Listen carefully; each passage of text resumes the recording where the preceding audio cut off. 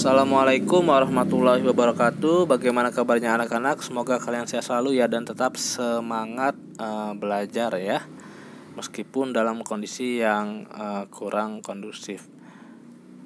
Oke, baiklah, di video kali ini kita akan membahas materi tentang koloid ya. Silahkan kalian pahami dan simak video ini dengan baik. Apabila masih ada yang kurang paham, silahkan ditanyakan. Oke, baiklah. Sebelum kita membahas apa itu koloid, maka kita harus mengetahui poin-poin apa saja sih yang dibahas di dalam koloid itu sendiri. Yang pertama ada pengertian koloid, kemudian jenis-jenis koloid, kemudian sifat-sifat koloid, pembuatan koloid, serta pemanfaatan koloid. Oke, yang pertama kita bahas pengertian koloid. Coba kalian perhatikan bahan-bahan seperti mentega, susu, kemudian tinta, asap, kabut, serta bahan-bahan yang sukar digolongkan apakah padat, cairan, atau gas. Nah, dalam ilmu kimia, bahan seperti itu disebut dengan koloid. Jadi, koloid itu sudah ada sejak zaman dahulu ya. Kemudian obat-obatan, karet, kosmetik, dan lain-lain merupakan suatu sistem koloid. Jadi begitu banyak contoh koloid dalam kehidupan sehari-hari, maka perlu dipelajari dan dipahami sistem koloid ini. Kemudian apa sih yang dimaksud dengan koloid? Jadi koloid itu adalah suatu campuran zat heterogen antara dua zat atau lebih, di mana partikel-partikel zat yang berukuran koloid tersebar secara merata di dalam zat lain. Jadi itu pengertian koloid.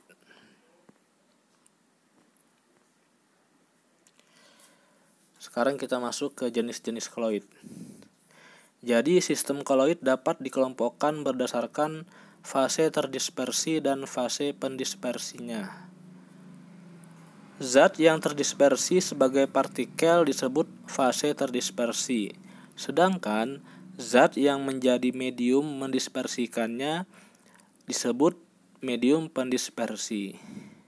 Atau pengertian yang lebih sederhana lagi adalah fase terdispersi itu merupakan zat terlarut, sedangkan fase pendispersi merupakan zat pelarut. Jadi berdasarkan fase terdispersi, jenis koloid ada 3, yaitu sol, emulsi, serta buih. Kemudian berdasarkan pendispersinya ada 1, yaitu aerosol. Oke, kita akan bahas satu persatu. Yang pertama sol. Sol merupakan sistem koloid dari partikel-partikel padat yang terdispersi dalam zat cair. Contohnya seperti air sungai, kemudian cat minyak, tinta tulis, dan lain sebagainya.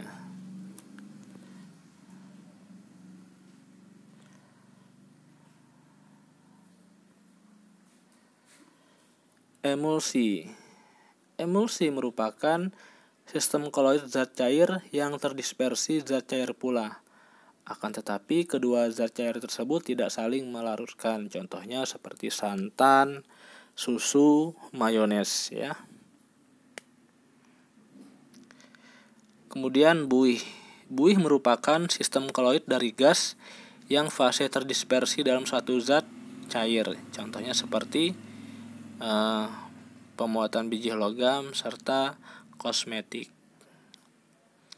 Nah, sedangkan pada fase pendispersi yaitu ada aerosol. Aerosol ini dibagi menjadi 2, yaitu padat dan cair. Pada fase padat, yang mana fase terdispersinya berupa padat, sedangkan pendispersinya berupa gas. Sedangkan aerosol cair, fase terdispersinya berupa cair, sedangkan zat pendispersinya berupa gas. Contohnya seperti aerosol kabut, awan, asap, dan debu ya.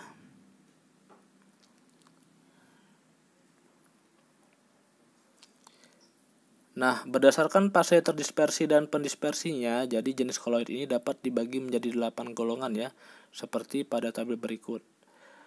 untuk pengertian aerosol, sol sudah kita bahas sebelumnya ya. Misal nih, jenis koloid aerosol, fase terdispersinya itu adalah zat cair, sedangkan fase pendispersinya itu zat gas. Contohnya seperti kabut, awan, hairspray ya. Kemudian ada sol.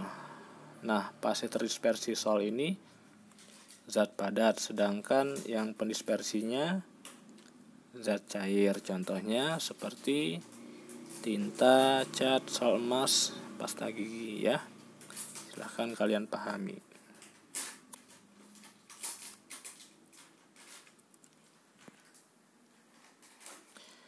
Sekarang kita masuk ke sifat-sifat koloid. Jadi sistem koloid itu mempunyai sifat khas yang berbeda dengan sifat sistem dispersi lainnya. Sifat koloid ini dibagi menjadi kurang lebih ada 8 sifat ya. Namun sifat yang khas dan minimal wajib kalian ketahui yaitu seperti efek Tyndall, gerak Brown, adsorpsi, dan koagulasi. Baik, kita bahas yang pertama adalah efek Tyndall. Efek Tyndall merupakan gejala penghamburan cahaya yang dijatuhkan oleh seberkas cahaya yang dijatuhkan pada sistem koloid. Efek Tyndall juga dapat digunakan untuk membedakan dispersi koloid dan larutan biasa. Jadi penghamburan cahaya Tyndall ini dapat menjelaskan buramnya dispersi koloid ya.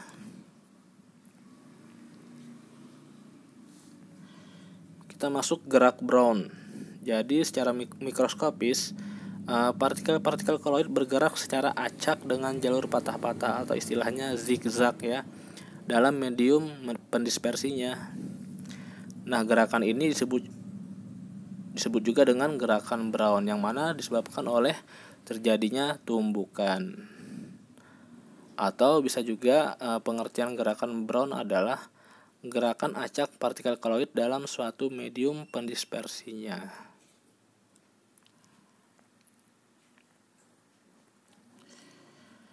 Sekarang ada adsorpsi. Adsorpsi merupakan materi dalam keadaan koloid yang mempunyai luas permukaan yang sangat besar. Jadi partikel koloid ini dapat menyerap partikel-partikel lain yang bermuatan maupun tidak bermuatan pada bagian permukaannya. Nah, peristiwa penyerapan partikel-partikel pada permukaan zat ini disebut dengan adsorpsi ya.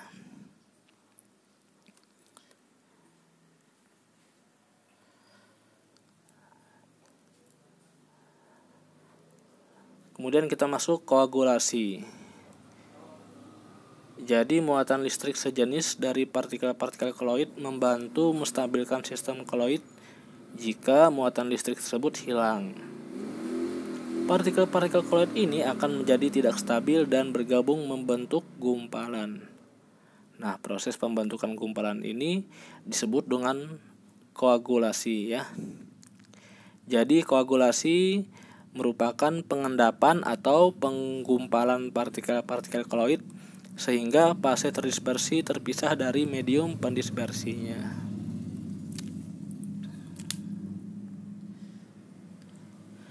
Sekarang kita masuk ke pembuatan koloid. Jadi bila berdasarkan ukuran partikelnya, sistem koloid terletak antara larutan sejati dan suspensi kasar. Oleh karena itu, pembuatan koloid dapat dilakukan dengan dua cara, yaitu cara dispersi dan cara kondensasi. Ini cara dispersi, sedangkan ini cara kondensasi. Cara dispersi yang mana gumpalan materi atau suspensi kasar dapat diubah menjadi lebih kecil sehingga tersebar dan berukuran koloid. Nah, pada cara ini partikel kasar dipecah menjadi partikel koloid dengan cara mekanik, listrik, atau peptisasi. Partikel kasar dipecah sampai halus kemudian didispersikan ke dalam suatu medium pendispersi. Kemudian cara yang kedua yaitu cara kondensasi. Kondensasi adalah suatu cara dalam membuat koloid dalam partikel kecil menjadi partikel koloid. Nah, pada cara kondensasi ini, partikel-partikel larutan yang berupa atom, ion, atau molekul diubah menjadi partikel yang lebih besar seperti partikel koloid. Biasanya cara kondensasi ini dilakukan melalui reaksi kimia ya, seperti contohnya reaksi oksidasi reduksi atau istilahnya redoks. Kemudian ada hidrolisis serta substitusi atau pergantian.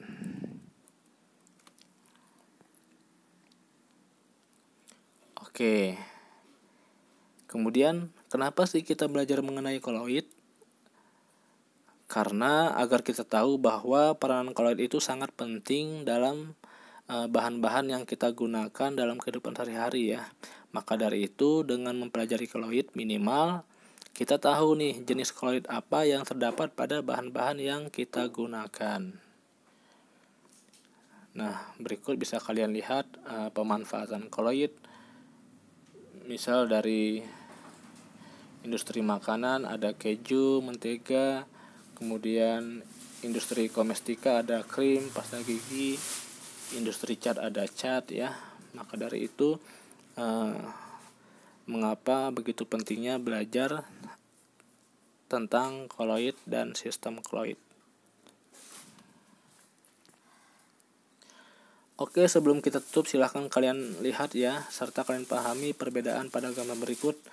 Mana yang larutan asli, mana yang koloid, dan mana yang suspensi.